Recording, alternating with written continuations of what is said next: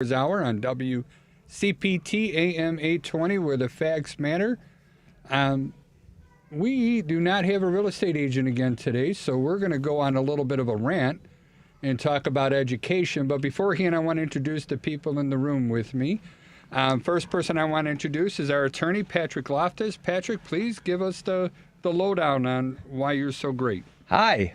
Why am I so great? I don't know. I think I'm supposed to be modest and humble, and so I'm just going to say that I'm better than most. Is the way I would characterize it. I am Patrick Loftus. I own a law firm called Loftus Law, and if you want to interact with me and or my law firm, find us on Instagram, Loftus_law. Find me on TikTok at Loftus Law. You can email me, Patrick at Loftus, L-O-F like Frank, T like Tom, U-S like Sam, .law. I'm not fond of random phone calls, so, I mean, if you have to, look, we all communicate in our own way. If you're just strictly, I gotta hear a voice on the other line, you know, there's my phone number. I pointed at it. You radio people, you should follow us on YouTube. You will go to Chicagoland Home Inspector's YouTube channel, click live, and you can find all of our shows there. And that's where I actually go to watch the show every week with my wife. Interesting. That's good to know. Oh, and hi to my wife and hi to the kitty cat, Miss Niantic Cat. Sounds good. I'm going to introduce myself as Charlie Bellefontaine, Chicagoland Home Inspectors. Our phone number is 312-544-9180. And our website is www.thehomeinspectors, that's plural, O-R-S, and it's a .com. And then I want to hear from the man of the hour, Joey Mathews. Joey, give us a lowdown on you and what makes you unique. Hi, I'm Joey Mathews, the VA loan nerd, NMLS 1330694. You could find me at the VA loan nerd across all the social medias. You could call or text me at 630-235-2405. And what makes me unique is my complete inability to properly predict the market. No, go on, give us the details. It's just you. Yeah. It's just you messing that just up. Me. I'm the only one. No. So tell us what happened last weekend.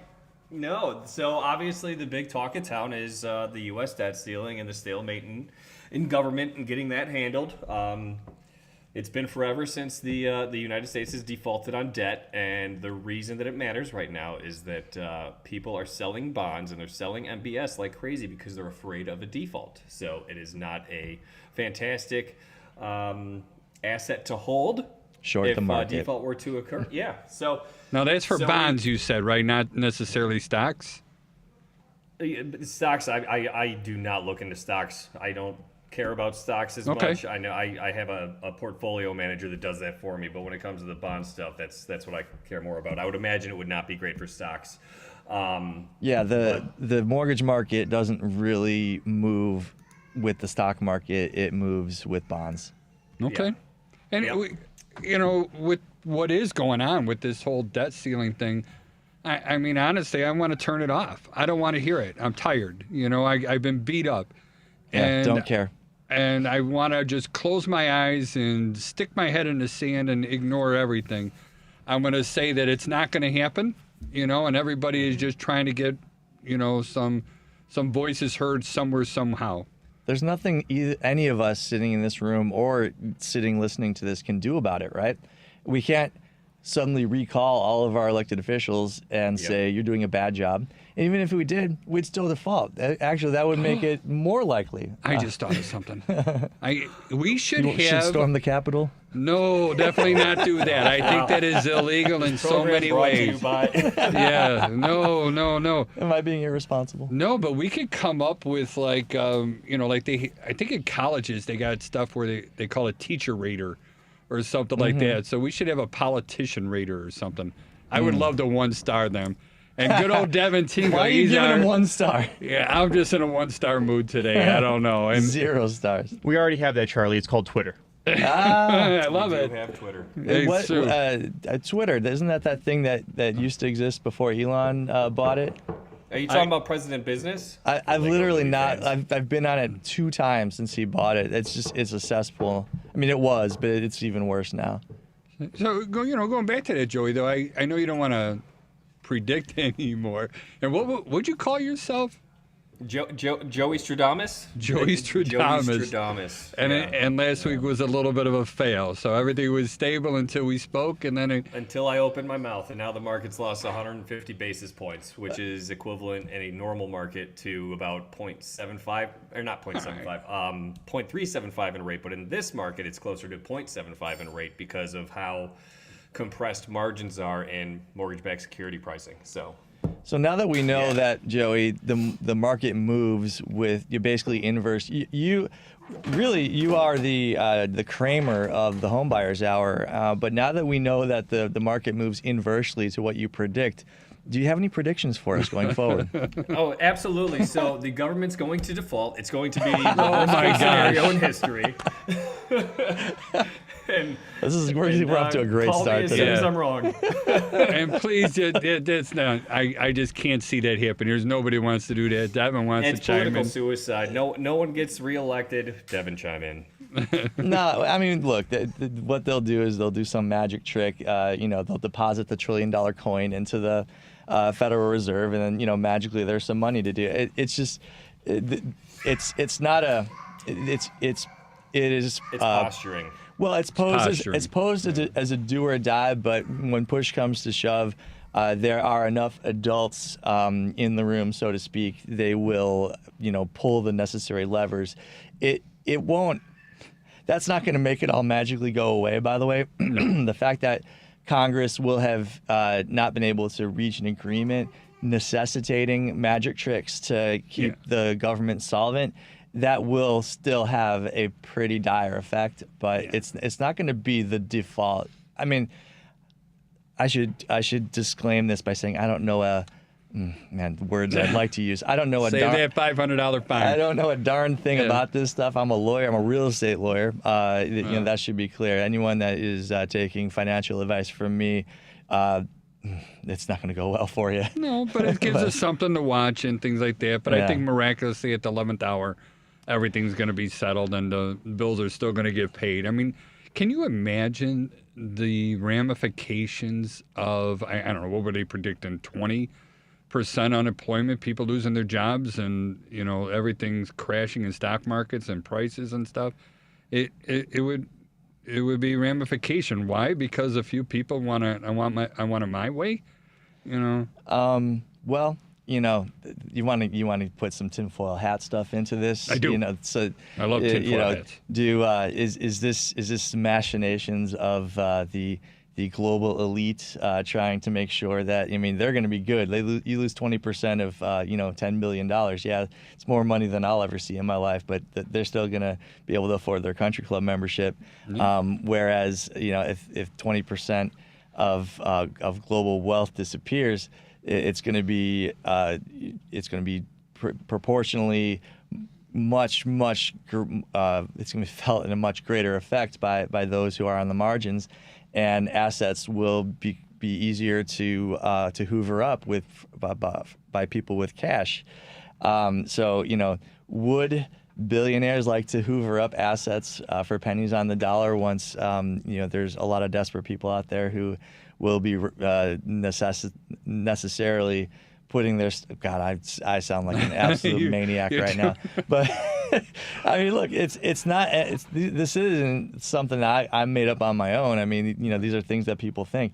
My wife is going to be so proud of me for spewing conspiracy theories because she loves a conspiracy theory, and I'm always like, no, conspiracy theories are blah, blah, blah. And she's just going to look at me when we're watching this in a couple of days. The look that she's going to give me, because she's got looks that kill. I don't let my wife watch this anymore, because she goes back at me all the time anyway. Yeah, I'm in big trouble, going forward. So if we can edit this a little bit, you got it. Useful. It's not going to happen. No. So I'm going to take this bus and I'm hanging a hard left turn right now. We're changing subject and I'm going to go on a rant. And I want you guys to chime in and tell me what you think on this. So I got a beef. All right, my beef is with the education in the real estate business, and it's almost purposely we're trying to keep the education down. I hear it all the time in home inspection schools, and I own a home inspection school. And I try to go against this philosophy of knowing less. And everybody teach you, well, you don't want to get sued. You don't want to get in trouble. So the less you know, all you do is find something and it doesn't look right, tell them to get a plumber. And then you find something else on the heating system, it doesn't look right, get a heating contractor, get an electrician, get a roofer. And then all of a sudden you start asking yourself, what the heck did I hire you as a home inspector for if you're just going to say go ahead and hire all these other people?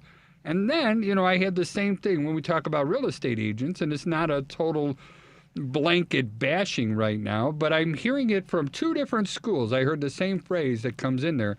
A little bit of knowledge is worse than no knowledge at all. And then I start thinking, I'm like, you're the real estate agent who first meets the client.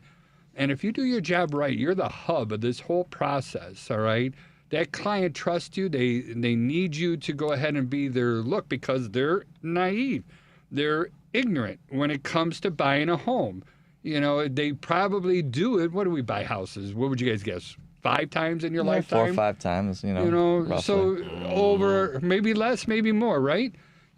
So we don't really have a lot of experience in buying houses, but here we have real estate professionals, including myself and you, Joey, and Patrick as well. We do this day in and day out. We should know our jobs.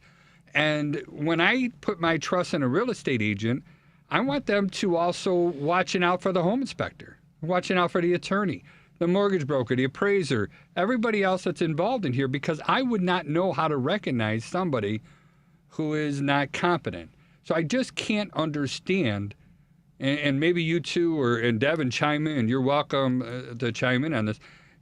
Why? Why do we want to be ignorant on this? Why do we want to not have any knowledge or not try to learn more on this stuff? It's because of people like me. Go on. Give me more. What do you mean by that? What is that fear? And I think you already mentioned it. It's the fear of getting sued. I do hear that a lot. It's a legitimate fear, and it's why most of us maintain some sort of professional liability insurance, because it can happen. Yeah. And quite frankly, and by the way, I'm going to argue that one in the home inspection business. I know. The vast minority has errors and omissions insurance. It's not required in the state of Illinois. Right. I've actually heard that debate by a bunch of inspectors, and you can go back and forth on that for reasons that are legitimate on both sides, probably. Because I'm a lawyer, I would say better safe than sorry. I agree. Pay the premium.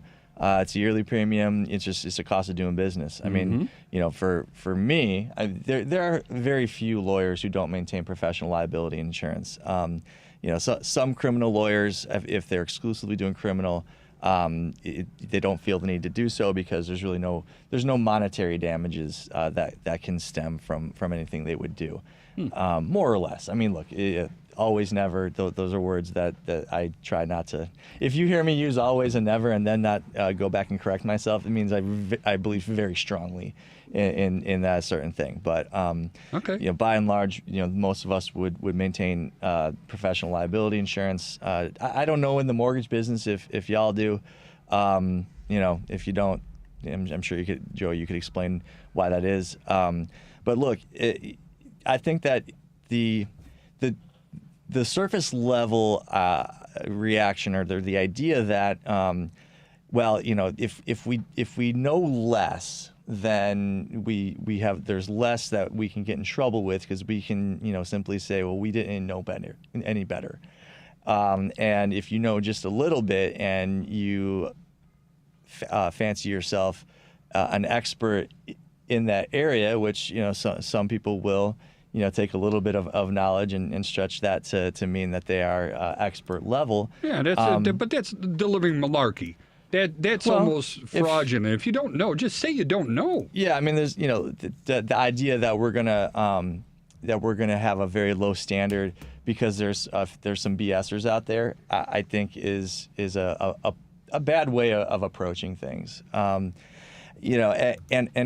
moreover, I feel like it's ignoring something very important, which is that you're bound to acquire a certain amount of knowledge one way or the other as you progress in the business. There's no real estate broker out there that doesn't have some sense of what some of the legal ramifications are. And in fact, they do they are required to learn some aspects. You cannot draft, well, they're not drafting contracts, but you can't fill in a contract without knowing on some basic level how contracts work. Well, the definitions of the words. Sure, you're going to have to know, what is offer, what is acceptance, and that plus consideration is what makes up a contract. That's something that you would have been taught is as far as to get your real estate broker license. So there's already a little bit of knowledge there. And then you go, okay, fine. How much more do we want to teach? How much more do we want to learn? What level of exposure are we comfortable with? Well, look, what I would suggest is the more knowledge, the better. And you tell folks, you say, look, we're going to teach you a bunch of stuff. To the extent that it involves practicing law. If you're giving someone legal advice and you find those words coming out of your mouth that feel like legal advice, at that point, stop and say, look, this is something that you should run by your lawyer. But it's the ability to spot the issue. That's the key. And then say, okay, and this sort of flies in the face of what you said, is that, I want to be kind of the guardian, so to speak, of the the home inspection. I don't want to be necessarily referring, but that's different because you don't already have a plumber, an electrician, a structural engineer on the team. In the Chicago area, you will have a lawyer on the team, and so you go, this rings a bell. And whether it's through experience acquired or knowledge acquired through a continuing education, that knowledge is going to get acquired. Every real estate broker out there already has a little bit of knowledge. So at that point, you go, well, let's shy away from giving them more knowledge. It's like, where's that line going to be drawn anyway? I don't know. I feel like the more knowledge, the better, and making sure you educate that person. Look, this is not meant to make you into a legal professional. This is rather meant to make you into a better real estate broker who can spot a potential issue to then advise the client, hey, why don't you run this by the lawyer? I think that's pretty optimal, really. I couldn't agree more. Joey, chime in. Tell me about how all this comes into play on the loan front. Well, I mean, I think that I know I talked about that quote. It's a Mark Twain quote, but it's it ain't what you know that gets you in trouble. It's what you know for sure that just ain't so. I believe that is kind of what we're getting at. Say that again. I love it. I never heard that. He was Samuel Clemens, such a clever he fella. is. It ain't what you know that gets you in trouble. I'm sorry, it ain't what you don't know that gets you in trouble. It's what you know for sure that just ain't so, right? So Yeah. I believe what that's speaking to is people who want to just give an answer rather than know the answer, Right. and that gets them into trouble. You Yeah. have to put your foot in your mouth. And it is a very common thing in the lending world. You guys know, obviously, it's no secret, VA loan is my thing, right? Yeah. You're the VA I loan can't- nerd, from what I hear. And you constantly keep learning about this stuff. Don't tell me you know everything, because things change. No, absolutely, I don't. And you constantly stay involved in it. Hey, before I started doing this, I didn't know nearly as much about VA loans as I know now. And Joey has gone a long way to dispelling a lot of the false rumors, conjecture. I'm hearing a lot of dinging. That's all That's me. not for me. No. Put your I stuff wish on, that the cell phones had like a vibrate option or like a. It's actually know. my No computer. sound. or put the Oh, is it? darn Oh. thing in your bag for crying out. Anyways, yeah. I mean, look, the after having done this for a number of months, the amount of knowledge I now have about VA loans. No, I'm not going to write a VA loan for anyone, but now I can tell them if we run into an appraisal issue on a VA loan, I go, hey, talk to your mortgage broker about Tidewater. Talk to them about this or that, or like Joey says, There's often, an appeal process. Yeah, and Joey often says that there a lot of mortgage brokers don't know enough about VA to really effectively write VA loans, and so I can now spot that issue and be like, hey, mortgage broker, why don't you talk to someone within your organization that knows about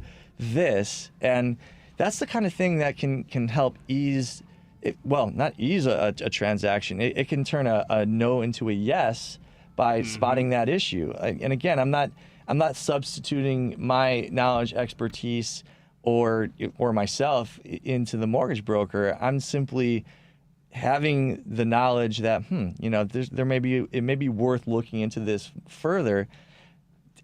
How is anyone hurt by that? I agree. I don't think they are. Yeah, I literally just had a ROV, a reconsideration of value, for an appraiser that never even initiated Tidewater.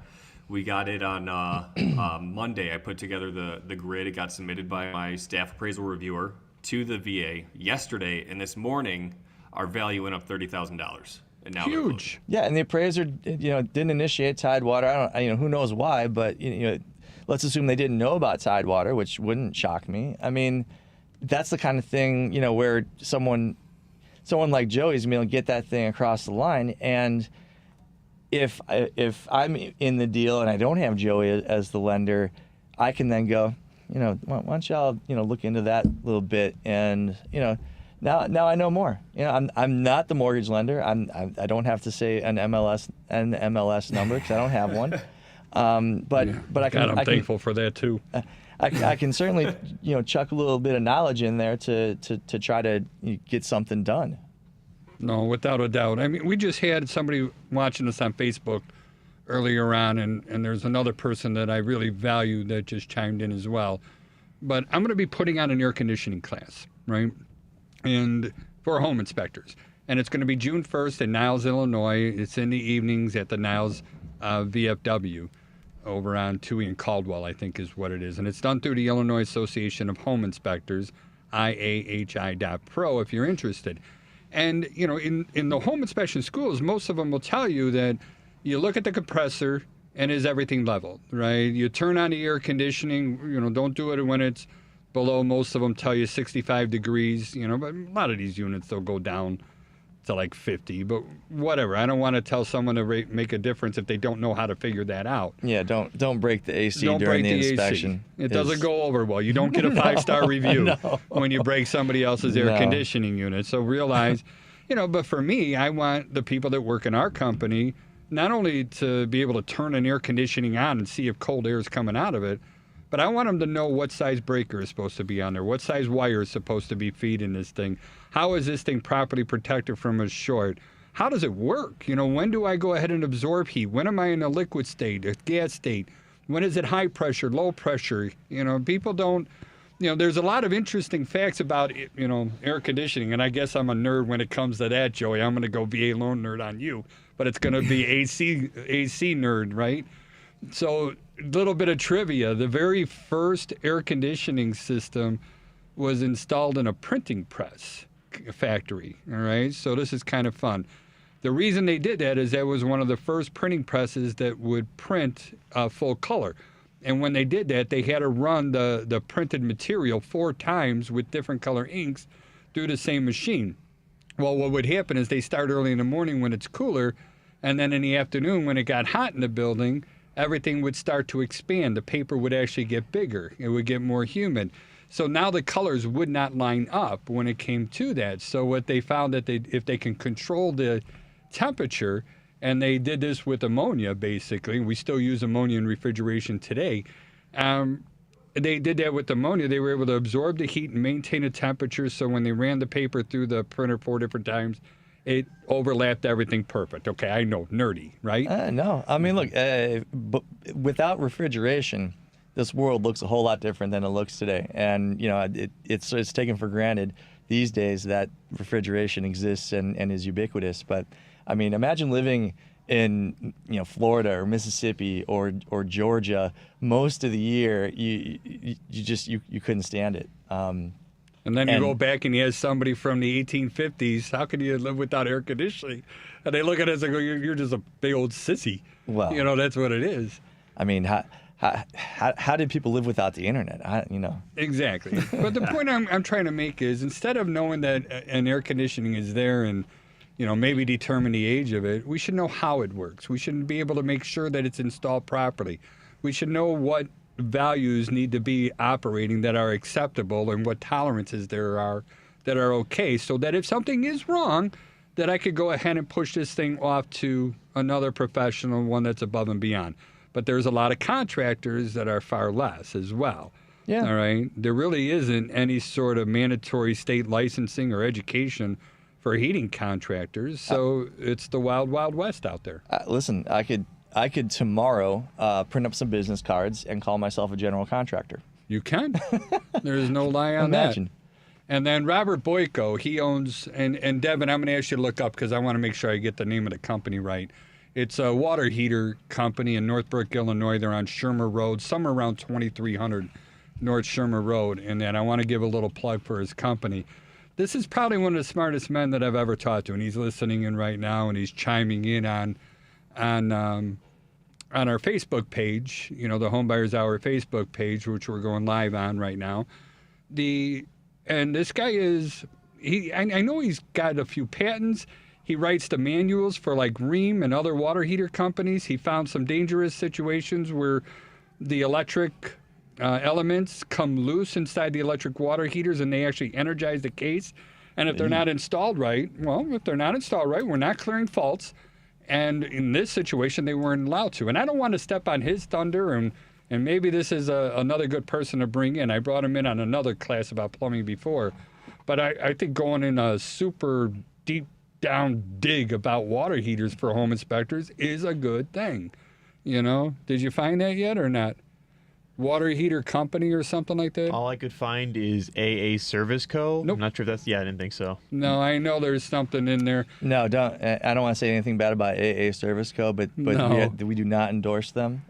We don't know anything about them, and that's as much as I'm going to say about them. That's good. And Robert, I know you're listening. If you don't mind, please type in the name of your business. I want to throw a little bit of a plug in there. But Joey, what about you? What does it take? How much education does it take to get, because you are licensed, right? Mortgage brokers are licensed in the state of Illinois? Well, where do you think he gets that number? He's got to spew out. But that's not an Illinois number. That's a national number, isn't it? Yeah, so I work at a bank, so I'm licensed in all 50 states. I have a national license, right? Okay. There is, on the private side, which is other companies that aren't a bank, right? Private lenders, you would take state classes for each state you want to be licensed in. You got to do continuing education for each state. But I mean, that's not where you're going to learn how to write mortgages. That's not where you're going to learn how to do well with mortgages. You have to read Fannie Mae guidelines. You have to read Freddie Mac guidelines. You have to read your jumbo guidelines, FHA guidelines, VA guidelines. You have to get into it. And if you do not want to be someone that has their nose in a book to know that you're doing better and you're learning, then you're probably not meant for it, right? If you want to make a quick buck in a refi market, hey, more power to you. I can't wait till you get out and I steal all your clients. I am here to provide. I love it. It's true. Because we just had it happen, and that's why 50% of mortgage people, I won't call them professionals. That's why we lost so many mortgage people, and now the professionals are still standing. But that's all of This our last year. professions. People don't realize that the average lifespan of a real estate agent is about 2 years. 2 A years. home inspector is the same thing. Is that mortgage. same for mortgage? Now the Wow. attorneys, you're like list the last, aren't you? You're here forever. We are just the worst. You're Us and not the cockroaches, worst. man. Behave, because and going back to Joey, what you were saying, I think that's the real problem. What was there's an old saying: you can either dazzle them with brilliance or baffle them with bull poop. Yeah, I caught that one just in time, didn't I? So, but that's what it is. It's when you don't know, and then you just, and I think they teach this in a lot of home inspector schools too. You have to speak with confidence, and you have to be able to get across. There was one school that was actually teaching people to diagnose something in under 3 seconds, and they would time them. So you got to tell your client that the light is loose because it is, and you only got 3 seconds to figure it out. I'm like, what are you doing? What value is that adding? I think it's the value of baloney is what it's adding, because they figure if you answer right away, then that makes you sound confident. Where for me, hell, I'd rather just take my time, figure it out. And if I don't know, I'm not afraid to say I don't know. All right, I'm not the smartest apple in the tree. That's a given. But I try to learn more and more every day, and there's things that I just don't know. I don't know. Let me find out is an excellent I think answer so, to a too. question. That's the best answer. Yeah. Hands down the best answer. And there's so many different ways to do it. Do you get involved in training or just your own team, Joey? I train my team. I have been bugging the bank to allow me to help with making a more advanced VA class than what's offered right now. I am in a national group called Veteran Mortgage Advisor, and they have put together, I think there's like 450 of us nationally, and our entire purpose is to expand education regarding VA loans among realtors and mortgage professionals throughout the country because it is so lacking. It's insane. But then once people learn what you can do and they see the closings, how quick they happen, the appraisal process, the residual income over debt ratios, things like that, and now people get excited about VA loans. I just had a guy, I did a loan with him 3 years ago. He called me yesterday morning. He has a offer on a VA loan. He asked me to look at the property and just through his listing and let him know what I thought might come up on a VA appraisal for minimum property requirements. And it was gorgeous. Like there's nothing that would come up. And he was nervous that it was a $1.25 million listing. And he was like, can you even go that high on VA? I was like, I don't have his certificate of eligibility, but if he has no entitlement wrapped up in a property, that's zero problem. You can put nothing down on that. And he was dumbfounded. So I love when I have an experience with an agent who remembers me 3 years later and saved my phone number, even if they don't get VA loans often, to reach out and be like, hey, you're the pro. You know what's going on. Can you tell me if we're good to go on this? I'm like, that's awesome. It's awesome, and I love it.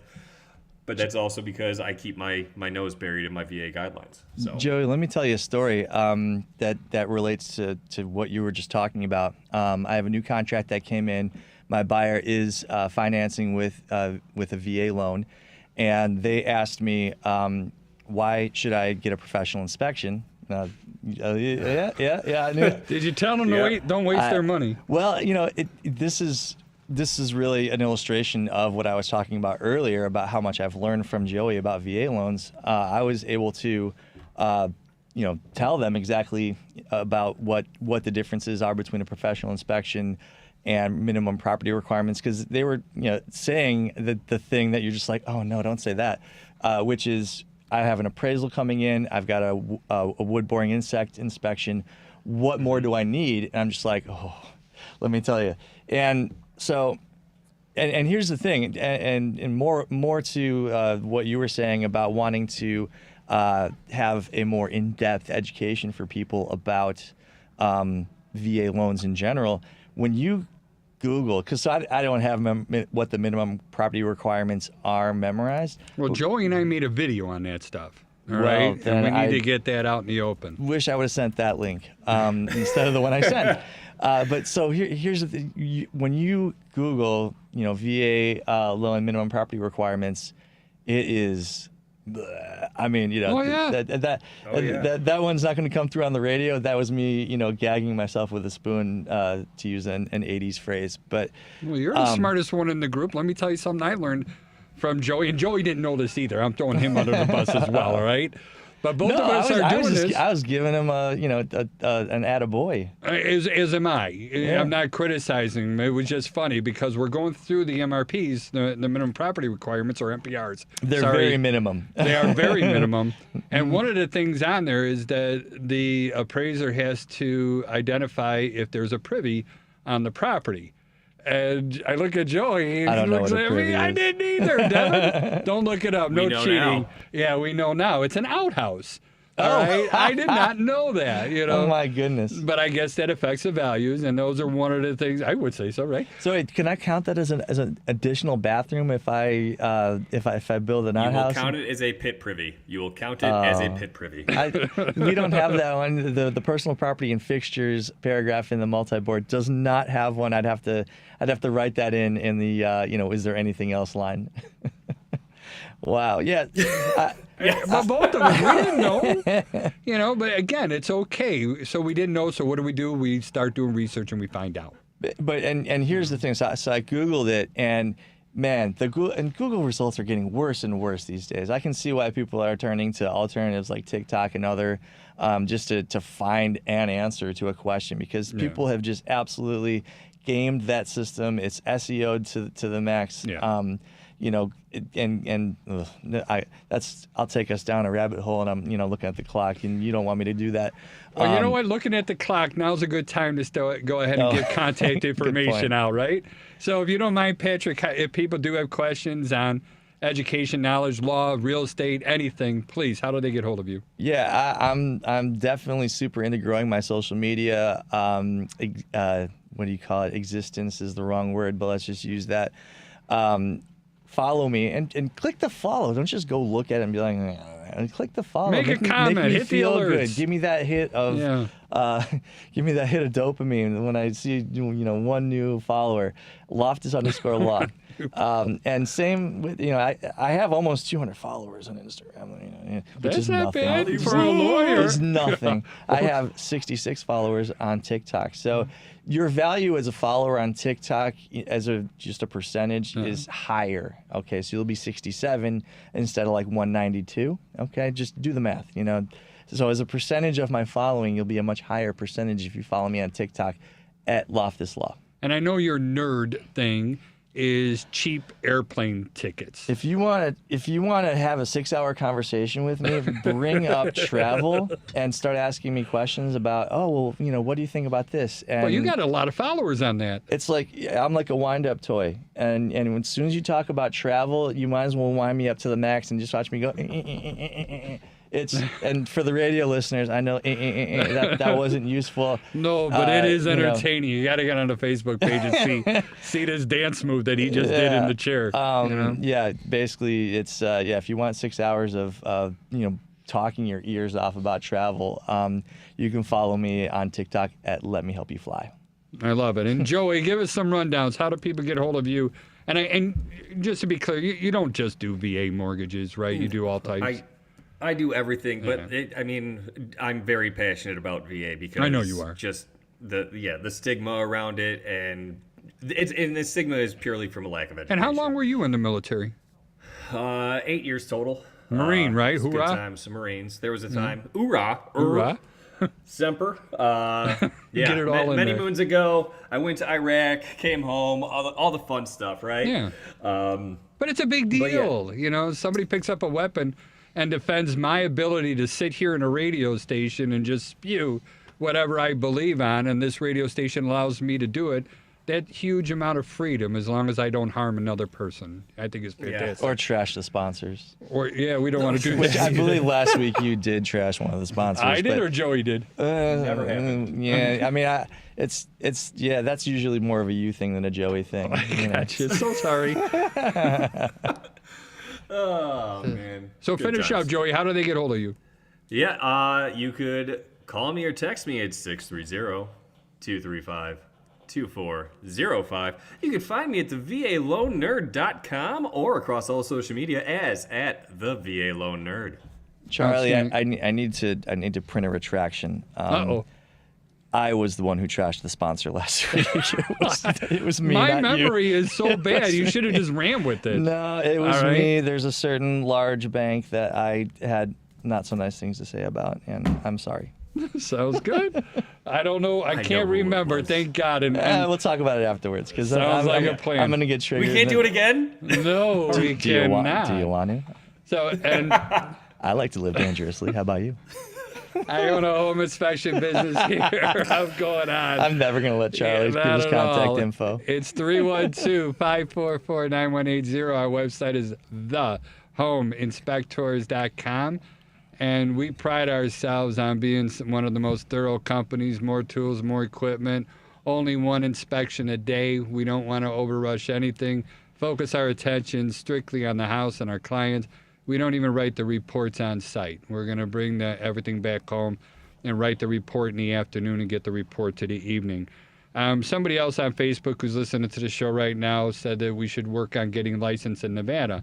And for what it's worth, we're in the process of doing that right now. It's high time that we move out of Illinois and start teaching these classes nationwide.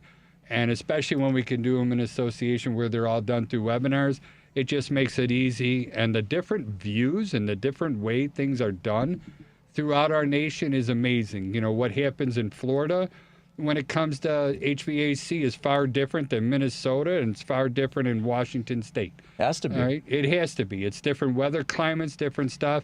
And, you know, every Sunday morning, there's a friend of mine, Charles Buell is his name. He's another home inspector out in Washington State. I want to say Bellingham or something like that. But we all get together at 9 o'clock in the morning and just nerd, you know, just leave it at that. Talk about the differences. So we got people from the East Coast, South, West, North. You know, I think I'm one of the furthest north. Every now and then we get a Minnesota guy that comes in there. But anyway, I went on to Babel mode. We are going to get there. Somebody else put up here that the unregulated states, they don't have a minimum standard for home inspectors, and they're the ones that throw a wrench into our trade. And then he went on a little bit more about, you know, not recommending home inspections on a busy market. And I'm going to argue with you a little bit on that one, okay? I think that a lot of times the reason why people don't recommend home inspections because we as a profession, we as a society, we're not worth it, okay? Quite frankly, there's too many of us that are undereducated, uneducated, don't want to be educated, don't want to learn more. And quite frankly, we get that used car salesman, you know, feeling out of this stuff where I have to admit, I'm just the opposite. If we were the authorities, if we, you know, had such a higher bar, I think that would give us more value and less people would turn away from us. Yeah, perhaps. I mean, I don't have anything to say in disagreement about that. What I would instead say is that, look, I think there are a few professions out there. I mean, there's few businesses out there in general that if you engage with people that aren't very good at it, you will come away with a bad taste in your mouth. And I don't want to get you in deeper trouble with the car dealership that you are having beef with, so I won't name check them. But why do so many people have a bad impression about car dealers? It's because there are so many car dealers that absolutely will tell you things that are not true. I mean, you know, what Same else in the can real I- estate business what else too, I'm can I sorry say? to say. Well, and right, so we are, I think, more acutely aware of it because we are. deal with such things every day. But And that's why when we hunt for the real estate agents, we find the ones that are successful Right. because they do go the extra mile. But it's across the board, right? When I find a laundry detergent that I really like, I stick with that laundry detergent because I've had bad experiences with other laundry detergent, and that company is no good at making laundry detergent. You know, I'm not going to sit here and name every product that I'm constantly looking for the good stuff rather than the crap, right? I think I can say crap. I think so, too. If I can't, I just cost myself $1,000, which I don't have Let right me now. jump in there. I'll just go crappy if they charge you $1,000. All right. So now we're up to 15. So what I would say to this Facebook user is that I'm sorry that you've had bad experiences with low quality home inspectors. What I would strongly recommend that you do. So let's talk about the value of a good home inspection. The value of a good home inspection is to discover something that you didn't know previously that could cost you a lot of money, right? Mm-hmm. That's ultimately what your role is to give the home buyer a far more in-depth idea of what is really going on with this home. Waiving a home inspection to me is extremely risky. Now, it may be commonplace in this other market, and I won't tell if it's a matter of submitting an offer that doesn't have a home inspection waiver and it will never ever be accepted. Fair enough. I mean, that's what it is in your market, and I wouldn't want to be a buyer in that market. Desperate people take desperate actions. I get it. When you but need a home and there's not a lot of houses, you're gonna. So in that market, I promise you, there's at least one worthwhile home inspector. If you don't know that home inspector, you better start meeting some more home inspectors, in my opinion. And you're talking about a real estate agent now. Right. Well, Absolutely. I'm assuming the person who made that comment has some connection to the real estate It was industry. another home inspector that made the comment. Sure. Yeah. Okay. So, and I'm assuming that home inspector is, one that feels like they cut the mustard. So look, everywhere you go, there's going to be good and bad, and maybe there's more good than bad, or vice versa. It may be harder to find. I mean, I can find you 25 sort of mediocre lawyers out there handling real estate transactions, and I can find you at least one really good one. Same with home inspectors, same with mortgage brokers, real estate agents, all of it. There's probably a little bit of good, probably a whole lot of mediocre, and definitely some bad. But go find the good. I mean, that's where. But sometimes that's hard to do. How do you know? How does somebody who doesn't know anything about real estate and they want to buy a home, how do they find out if their advisors are worthy or not? Do your research. I did my research. No, Well, what are they looking for, I guess? What are you looking for? Look for reviews. Look for Reviews, I think, are experience. Look for, the vibe that you get when you speak with that person. Even if they're good, you might not vibe with them. If somebody's very straightforward and you need a little bit more hand-holding, then that might not be your person. But if someone is very wet behind the ears, that I don't want to discourage people from working with newer agents, but same with newer lawyers. And when I was 2 years out of law school, I definitely was not as useful as I am today as a lawyer. And I'll probably say the same thing about myself in 10 years time, that, boy, when I was 44, I didn't know a darn thing. Now that I'm 54, I'm so smart. And it'll happen when I'm 64, and, God willing, if I make it any farther Isn't than it that. something? I miss 18. I knew everything when I was 18 years old. I was the smartest guy in the world. The sweet spot for me was probably about like 28, 29. You're getting about 30. You feel like 30 is a big How old number. are you, Devin? 29. There it is. Oh, man, yeah, smartest dude in the room right over there. Smartest guy in the room. Just wait, man. Just wait till you start realizing you've hit the top of the bell curve, and by the time you hit 80, you're gonna be like, what have I done with my life? I don't know anything. And it's over already. We're at the end, right? Hey. It's amazing how everything goes fast. I don't know.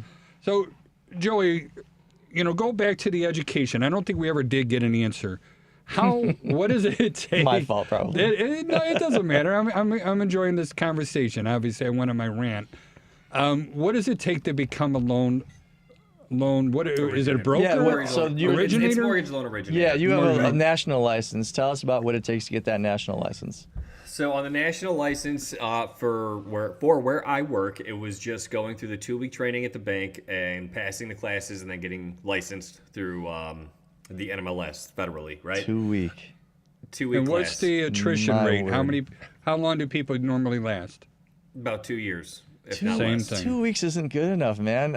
Oh my It's gosh, the same absolutely. thing for I agree. home Yeah. inspections. That's Oh, everybody. man. It's The bar for 66 entry is 0 pathetic. hour. Yeah. Exactly. It's 0 hours of watching YouTube videos, and then all you got to do is get 70% on a multiple choice test. 7-0. On the private side, it's a 20-hour safe. It's called Safe MLO. I don't even remember what Safe stands for, but it's a 20-hour class that you take. 20 hours. Now, what about you?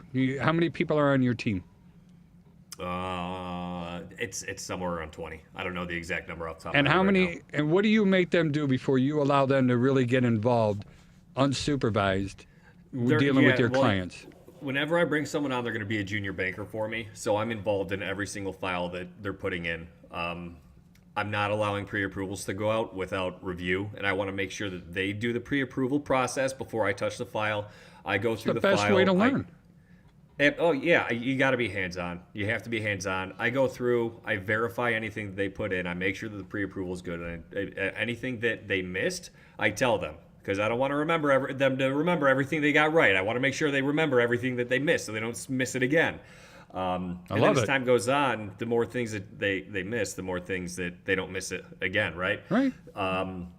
But you're going to do that for at least a year. If I don't think that you're ready to graduate to the mortgage banker position after a year, then, I mean, we'll Probably talk about not for you. yeah, we'll talk about what you want to be doing or, not doing, right? But if you get a loan denied, that's a huge problem for me because this job is not hard. It's really not. You got to you got to realize what you're dealing with. You're not just dealing with your client. You're dealing with attorneys. You're dealing with realtors. This is a lot of lives involved in a single transaction. I don't A care lot if of it's an other investment people's property. money. Yeah. Yeah, absolutely. And there's Absolutely, a because process. You just go do the workflow. Don't skip any steps. It's pretty simple, right? Yeah. If you're freestyling every single file, that's where things get a little loose, a little funky. Don't do that. And it's Yeah. the same thing in my business, Joe. We just brought on a new inspector now, and it was funny because our system, we added him into our report writing system, which also we do our scheduling through that, and then the system automatically made him available to do inspections, and somebody scheduled him, right? And we're like, holy cow, we went into panic mode. And what are we going to do, And, but yeah, I just called the client and I'm like, he's not ready. This was a mistake. I'm sorry. We got to move it. I don't have anyone else available that day, and I didn't realize he was out there. But I want to say, and we treat everybody differently. All right, so we have 3 leaders in our company, Tim, Mark, and Dave. And they're going to make sure, they're going to take out the new ones and they're going to let them do the work. And just like you're watching over them, we have to watch over our guys and make sure that they're recognizing the issues, they're communicating those correctly. There's, I want to say it's like at least 100 inspections. And when we do only 1 a week, that's 5 a week. All right. So you're talking about 20 weeks before we can let somebody, if they're good, that's when we'll release them, Yeah, they've got to know how to work all the systems, work the way I handle it. I want them to know more. Sure. Yeah. Well, the way I work it with my paralegal is we have workflows, we have systems, and it makes it so it's really clear what the expectation is. I go, and that's a key word, expectation. Yeah, I go start this workflow, and we've already worked it such that I know that if they do all of the steps that are contained within the workflow, that what I'll get back is what I need. I love it. And the more of those that I can have, the more that I can delegate. No, I got you there real quick. Whenever we get passionate on this stuff, it seems like this clock just starts flying right by.